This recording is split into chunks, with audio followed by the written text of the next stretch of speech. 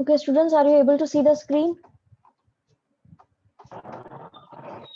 Yes, ma'am. If you have any problem Yes, Yes, ma'am. ma'am. regarding yesterday's topic, you can ask me. No, ma'am. कल के पढ़ाए topic में किसी को मतलब लास्ट जो पढ़ाया था टॉपिक उसमें किसी को दिक्कत आई है तो आप लोग पूछ सकते हैं. No, ma'am.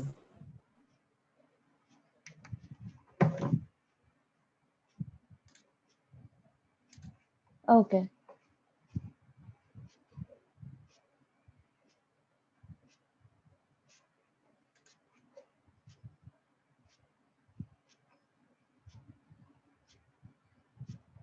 Causes of globalisation तक पढ़ना है हमें, वो स्टार्ट करना है. What accounts for globalisation. Globalisation जो है उसका क्या सार है. If globalisation is about the flows of ideas, capital, commodities and people, it is perhaps logical to ask if there is anything novel about this phenomenon. अगर globalisation का मतलब यही है कि यहाँ पर आइडियाज एक दूसरे की तरफ हम चेंज कर रहे हैं, एक्सचेंज कर रहे हैं और कैपिटल मनी जो है वो कर रहे हैं या गुड्स और सर्विसेज जो है वो कर रहे हैं, तो क्या इसमें कोई अच्छी चीज है? इस फिनोमिनन में, इस प्रोसेस में कोई अच्छी चीज है? Globalization in terms of these four flows along has taken place through much of human history. इन सारी चीजें, चार चीजों के अलावा भी देखा जाए तो ह्यूमन हिस्ट्री का ग्लोबलाइजेशन ने काफी एक इम्पोर्टेंट रोल प्ले किया है. However, those who argue that there is something distinct about contemporary globalization point out that it is the scale and speed of these flows that account for the uniqueness of globalization in the contemporary era. कुछ लोग हैं जो argue करते हैं कि इसने जो globalisation है उसने ये थोड़ा सा डिफरेंट है अपने कंटेम्प्रेरी ग्लोबलाइजेशन से. उनका मानना ये है कि यहाँ पे कुछ डिस्टिंक्ट फीचर्स हैं इसके और वो पॉइंट आउट करते हैं कि स्केल और स्पीड जो है इन फ्लोज की वो डिफरेंट बनाती है ग्लोबलाइजेशन को कंटेम्प्रेरी एरा के अंदर.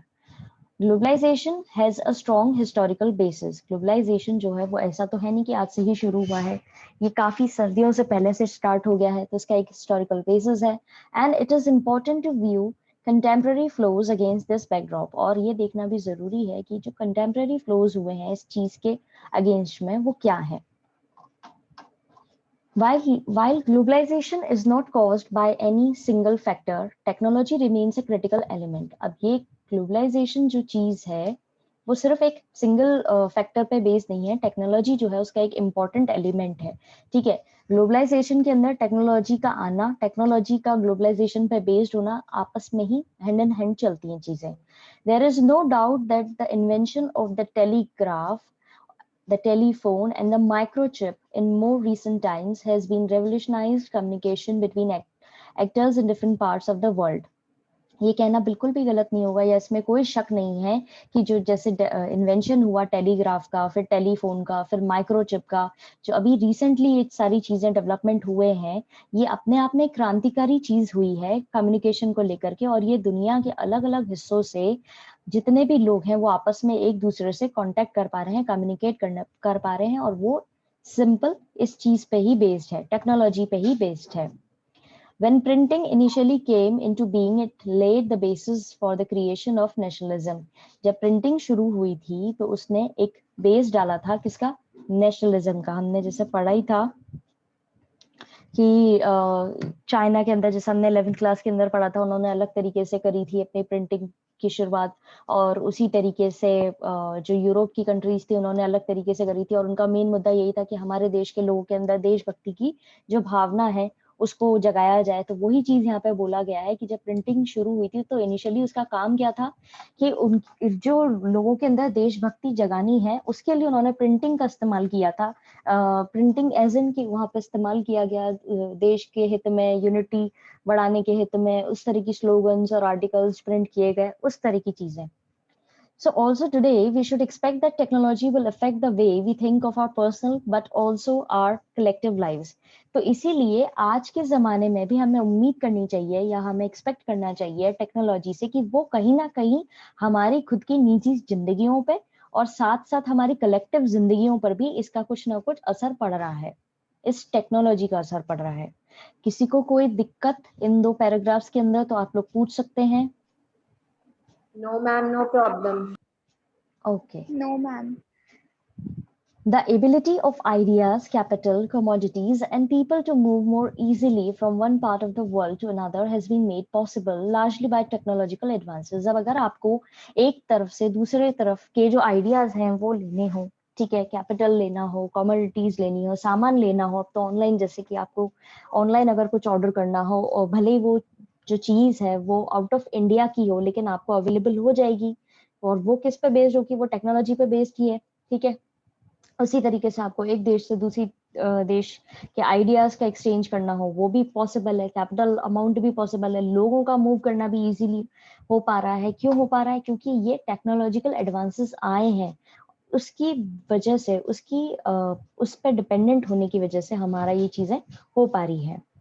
The pace of these flows में वेरी। अब ये जो स्पीड है इन सारे फ्लोज की, अब जरूरी तो है नहीं ना कि इंडिया से 100 लोग बाहर जा रहे हैं तो दूसरे देश से भी 100 लोग ही बाहर जाएंगे। सब जगह पे अलग अलग चीज है, और उसी तरीके से आइडियाज और कैपिटल अमाउंट्स और कमोडिटीज, इन सबकी स्पीड जो है वो डिफरेंट है। For instance, the movement of capital and commodities will most likely be quicker and wider than the movement of people across different parts of the world. अब capital amount और commodities का movement जो है वो बहुत ज्यादा frequent है और क्विकर है, ठीक है। उसी तरह लोगों का मूव करना इतना क्विकर नहीं है और ना ही इतना वाइडर है। ये एग्जाम्पल के तौर पे बताया गया है कि लोग बाग जो है उनको एक देश से दूसरे देश में जाकर के रहना और अपना सारा सेटअप शुरू करना वो इतना क्विकर नहीं हो पाता है जितना कि एक जगह से दूसरी जगह का सामान का एक्सचेंज होना। Globalization, however, does not emerge merely because of the availability of improved communications. Globalization का मतलब ये नहीं है कि ये basically improved communication की वजह से हो पा रहा है, ठीक है, पूरी तरह से उस पर depend नहीं है। What is important is for people in different parts of world to recognize these interconnections with the rest of the world. जो important है वो ये है, अब भाई आपको बोला जाए कि आपने ऑनलाइन क्लासेस में आना है और आकर के आपने अटेंड करना है, लेकिन अब कुछ बच्चे जो हैं वो आकर के पूरी तरह से पार्टिसिपेट कर रहे हैं यहाँ पर भी, और आकर के अच्छे से समझ रहे हैं चीजों को, अपनी प्रॉब्लम्स पूछ रहे हैं या अपनी क्वेरीज को जो है वो हल करवा रहे हैं। और दूसरी तरफ कुछ बच्चे जो हैं वो ज्वाइन ही नहीं कर रहे हैं, और वो प्रॉपरली जब वो ज्वाइन ही नहीं कर रहे तो आगे की चीजों का तो सवाल ही नहीं उठता, प्रॉब्लम्स सॉर्ट आउट करने का सवाल ही नहीं उठता। तो यहाँ पर ये चीज पूरी तरह से वो नहीं है कि आपके पास में चीजें अवेलेबल है, आप उनका कितना यूज कर रहे हैं, आप उस चीज को कितना रिकॉग्नाइज कर रहे हैं, वो इम्पोर्टेंट है। तो उसी तरीके से यहाँ पे भी यही बोला गया है कि क्या इम्पोर्टेंट है कि लोग बाग अलग अलग हिस्सों में जो बैठे हैं उनका रिकॉग्नाइज करना, इन इंटरकनेक्शंस का पूरी दुनिया के साथ में, वो कितना इम्पोर्टेंट है कि वो लोग इस चीज को समझ रहे हैं और इसकी इम्पोर्टेंस को समझ रहे हैं और फिर पार्टिसिपेट कर रहे हैं। समझ में आया? किसी को कोई दिक्कत? No, ma'am, no problem. Okay. Currently, we are No, aware. ma'am, no problem. Okay. Currently, we are aware of the fact that events taking place in one part of the world could have an impact on other part of the world. अभी हमने देखा है, currently हम इस चीज से जागरूक हैं कि अगर किसी दूसरे देश में कुछ चीज हो रही है, वहां पे कोई इवेंट हो रहा है, तो उसका कहीं ना कहीं दूसरे हिस्सों में वर्ल्ड के असर पड़ता है। The bird flu or tsunami is not confined to any particular nation. अब जैसे कि बर्ड फ्लू हो या सुनामी हो, वो एक पर्टिकुलर एरिया या पर्टिकुलर नेशन तक ही सिमट करके नहीं रह गए हैं। It does not respect national boundaries. और ये बर्ड फ्लू हो या सुनामी हो, ये कोई बाउंड्रीज देख करके तो आते ही नहीं है कि भाई यहाँ पर है ना सुनामी जो है पर्टिकुलर एक किसी एक साइट पे ही रुक जाए कि भाई नहीं, श्रीलंका में आ रही है तो इंडिया तक नहीं पहुंचेगी, या बर्ड फ्लू फैल रहा है तो वो सिर्फ एक जगह पे ही रहेगा, दूसरी जगह पे नहीं पहुंचेगा। तो ये नेशनल बाउंड्रीज की रिस्पेक्ट नहीं करते। कहने का मतलब यही है कि बाउंड्रीज देख करके नहीं होते। अगर किसी, अब जैसे कि अब आप इसको करंट सिनेरियो से अगर मैच करो, कंपेयर करो, मैच नहीं कंपेयर करो, तो जैसे कि अभी कोविड फैला हुआ था, ऐसा तो था नहीं कि सिर्फ एक पर्टिकुलर चाइना तक ही फैल के रह गया, पूरी दुनिया में फैला, सारे नेशंस में फैला। तो वही चीज यहाँ पे बोली गई है कि एक देश में अगर कुछ चीज हो रही है तो उसका इम्पैक्ट दूसरे देशों पर भी पड़ता है। Similarly, when major economic events take place, their impact is felt outside their immediate local, national or regional environment at the global level. उसी तरीके से जब कोई मेजर इकोनॉमिक इवेंट्स यानी आर्थिक इवेंट्स होते हैं तो उसका बहुत बड़ा असर पड़ता है उसके आसपास के लोकल एरिया पे, नेशनल एरिया पर और आसपास के रीजनल एनवायरनमेंट, ग्लोबल लेवल पर भी उसका असर पड़ता है। अब जैसे कि इसका एग्जांपल ऐसे समझिए कि आपके यहाँ पर पहले मैकडॉनल्ड्स जो है वो नहीं था, ठीक है, ये एक इजी एग्जांपल के तौर पे ले रहे हैं। सडनली उन लोगों ने बोला कि हमको अपनी जो ये फ्रेंचाइजी है ये ऑल ओवर वर्ल्ड में फैलानी है। तो उससे क्या हुआ, इकोनॉमिक चीजें हुई, आर्थिक चीजें चेंज आई, क्योंकि बाहर से कोई कंपनी इंडिया में आ रही है और अपनी फ्रेंचाइजी लगा करके यहाँ पे चीजों को, अपने आउटलेट्स लगा करके चीजें प्रोवाइड करा रही है, तो वो फायदा ले रही है ना, यहाँ से इंडिया का मनी जो है वो उनके पास जा रहा है, तो ये इकोनॉमिक चेंजेस तो आए। तो उसी तरीके से ये चीज बोली जा रही है कि अगर कोई इकोनॉमिक इवेंट किसी एक पर्टिकुलर जगह पे होते हैं तो उसका असर दूसरी लोकल जगहों पर भी होता है, नेशनल जगहों पर भी होता है, पूरे ग्लोबल लेवल पर भी होता है। किसी को कोई दिक्कत अभी तक? आप लोग पूछ सकते हैं अगर दिक्कत हो तो। No, ma'am. क्लियर है? Yes, ma'am. ओके, अब है पॉलिटिकल कॉन्सिक्वेंसेस। ये तो थे कॉजेस ग्लोबलाइजेशन के, अब इसके पॉलिटिकल कॉन्सिक्वेंसेस क्या होते हैं, यानी राजनीतिक असर इसका क्या पड़ता है। One of the debates that has been generated as a consequence of contemporary processes of globalization relates to its ongoing political impact. ये एक डिबेट जो है अधिकतर जो उठता है कि कॉन्सिक्वेंसेस की कैटेगरी में कि क्या सर्कमस्टेंसेस होंगे, क्या सिचुएशन होगी, वो ये है कि इसका पॉलिटिकल इम्पैक्ट क्या पड़ता है, क्या इसका असर पड़ रहा है, क्या राजनीति पे क्या इसका असर पड़ रहा है। How does globalization affect traditional conceptions of state sovereignty, और कैसे इसका असर पड़ रहा है जो पुरानी ट्रेडिशनल कंसेप्शन जो है, जो चले आ रहे हैं हमारे देश की सोवरेनिटी पे, उस पर कैसे असर पड़ रहा है। There are at least 3 aspects that we need to consider when answering this question. इस सवाल का जवाब देने से पहले हमें 3 चीजों पर बहुत ज्यादा ध्यान देना पड़ेगा। 3 एस्पेक्ट्स हैं। At the most simple level, सबसे simple level पे, globalization results in an erosion of state capacity, that is the ability of government to do what they do. सबसे बेसिक चीज जो है वो ये है कि सबसे पहले हमें ये देखना होगा कि ग्लोबलाइजेशन का असर एक स्टेट की कैपेसिटी पर पड़ता है, यानी कि एक किसी भी राज्य की कैपेसिटी पे, कि उसकी जो सरकार है वो क्या कर रही है, ठीक है, क्या वो कर सकती है, कितना वो कर सकती है, उस पर असर पड़ता है। All over the world, the old welfare state is now giving way to more minimalist state that performs certain core functions, such as the maintenance of law and order and the security of its citizen. अब basic चीज जो यहाँ पे दुनिया भर में देखी जाती है वो है वेलफेयर स्टेट, यानी राज्य की भलाई, राज्य का वेलफेयर होना। उस पर वो क्या देख रहे हैं, वो एक ऐसे मिनिमलिस्ट स्टेट पे देख रहे हैं, ऐसे स्टेट्स को देख रहे हैं जो अपने पूरे कोर फंक्शंस को प्रॉपर्ली मेंटेन कर पाए, यानी अपने यहाँ पर कानून जो है, लॉ एंड ऑर्डर, सिक्योरिटी जो है वो मेंटेन कर पाए अपने सिटीजन्स की। However, it withdraws from many to its earlier welfare functions directed at economic and social well-being. हालांकि ये कई सारी चीजें जो है वो देखते हैं, इस पर कई सारे फंक्शंस जो हैं वो देखते हैं, वो भले आर्थिक हो या सामाजिक वेल-बीइंग हो लोगों का। In place of welfare state, it is the market that becomes the prime determinant of economic and social priorities. अब ये मार्केट बन गया है बेसिक इकोनॉमिक और सोशल प्रायोरिटीज का। The entry and the increased role of multinational companies all over the world leads to a reduction in the capacity of government to take decisions of their own. इस चीज को ध्यान रखेंगे, ये line जो है ये बहुत इंपॉर्टेंट है। ये पूरा जो है अभी तक जो समझा है उसको अच्छे से समझा एक्सप्लेन कर सकती है, मतलब कि यहाँ पर जो राज्य है, ठीक है, वो कैसे अपने देश, अपने लोगों की इकोनॉमिक और सोशल प्रायोरिटीज को मेन रख रहा है। उसका एक अच्छा एग्जांपल है कि देश के अंदर मल्टीनेशनल कंपनीज आ रही हैं, ठीक है, ऑल ओवर वर्ल्ड में मल्टीनेशनल कंपनीज फैली हुई हैं, तो वो क्या करती हैं, सरकार के डिसीजन लेने की जो पावर होती है उस पर बहुत ज्यादा असर डालती हैं, उसको कम कर देती हैं। कैसे कम कर देती हैं? अब जैसे सपोज कि आपको एक नॉर्मल एग्जाम्पल दिया जाए तो यहाँ पे इंडिया के अंदर कई सारी बाहर की कंपनीज आकर के एस्टेब्लिश कर चुकी हैं अपनी मल्टीनेशनल कंपनीज, ठीक है, और लोग बाग यहाँ पे वर्क कर रहे हैं, कई सारे एम्प्लॉयज हैं इंडिया के जो उसमें काम कर रहे हैं। तो जब कोई देश की नीति या कोई स्कीम बनाई जाती है, ठीक है, जैसे कि आपको पता होगा, आपने सुना होगा लास्ट ईयर जब यहाँ पे चाइना ने इन्वेड करने की कोशिश करी थी इंडिया के अंदर, तो इंडिया ने अपनी फॉरेन पॉलिसीज जो थी उसके अंदर बदलाव लाए थे कि ज्यादा से ज्यादा इन्वेस्टमेंट कोई बाहर का देश नहीं कर पाए हमारे इंडिया में, ठीक है। क्यों नहीं कर पाए, उसके एक नीति उन्होंने चेंज करी थी, और बेसिकली ये चाइना की वजह से ही की गई थी, क्योंकि यहाँ पे ज्यादा इन्वॉल्वमेंट अगर हम कोई दूसरा देश आकर के यहाँ पे ज्यादा इन्वेस्टमेंट कर देता है तो उसके पास में ज्यादा पावर्स पहुंच जाती हैं, और देश अपने हिसाब से अपने ही लोगों को बचा नहीं पाता है और उनके हित में डिसीजन नहीं ले पाता है। समझ में आया किसी को कोई दिक्कत? फिर मैं आपको नहीं तो एक और एग्जाम्पल दूं इसका। मैं एक और एग्जांपल दे दो ना। बिल्कुल।